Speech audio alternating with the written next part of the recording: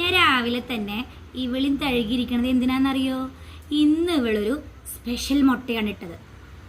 ഇവളെ ഞങ്ങൾ സുന്ദരിക്കോഴി, കരമ്പിക്കോഴി, കരിമീൻ എന്നൊക്കെയാണ് വിളിക്കുക.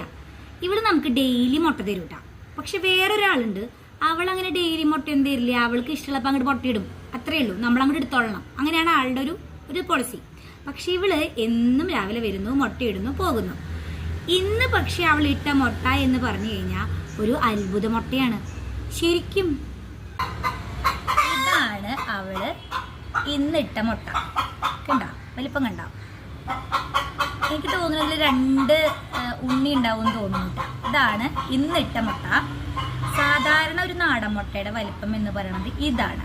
പക്ഷെ ഈ മുട്ടയുടെ വലിപ്പം ഇതാണ്. കണ്ട വ്യത്യാസം കണ്ട? നല്ല വലിപ്പമാണ്. ഇത് ശരിക്കൊരു അത്ഭുതം തന്നെയല്ലേ? ഞങ്ങൾക്കതൊരു അത്ഭുതമാണ് കേട്ടോ. കാരണം സാധാരണ അവളുടെ മുട്ട ഇത്ര വലിപ്പം ഉണ്ടാവുള്ളൂ, ഈ മുട്ടയുടെ വലിപ്പം ഇത്ര അല്ലേ? അപ്പൊ നമുക്കിതിനെ പൊട്ടിച്ച് നോക്കണം കേട്ടോ, എന്താ സംഭവം എന്നുള്ളതെന്ന് അറിയാൻ വേണ്ടിയിട്ട്. അപ്പോൾ ഞങ്ങൾക്കിതൊരു ഭയങ്കര അത്ഭുതമാണ്. ഇതൊക്കെ ചിലരുടെ വീട്ടിലൊക്കെ സാധാരണ നടക്കുന്നതായിരിക്കാം, പക്ഷെ ഞങ്ങളുടെ വീട്ടിൽ ഇത് ആദ്യമായിട്ടാണ് കേട്ടോ. അപ്പം അതുകൊണ്ട് തന്നെ ഞങ്ങൾക്കിത് ഭയങ്കരമായിട്ട് അത്ഭുതമാണ്. എനിക്കിത് എല്ലാവർക്കും ഒന്ന് കാണിച്ചു തരണം തോന്നി, അത്രയേ ഉള്ളൂ. ദൈവമേ, നീ ഇത് എങ്ങനെ ഇട്ടടി ഇത്ര വലുത്? അതുകൊണ്ടാന്ന് തോന്നുന്നു കേട്ടേ ഇന്ന് ആൾക്ക് ഭയങ്കര ക്ഷീണം. എന്താണെന്നറിയില്ല, ഇത്ര വലിയ മുട്ടയല്ലേ ഇട്ടത്.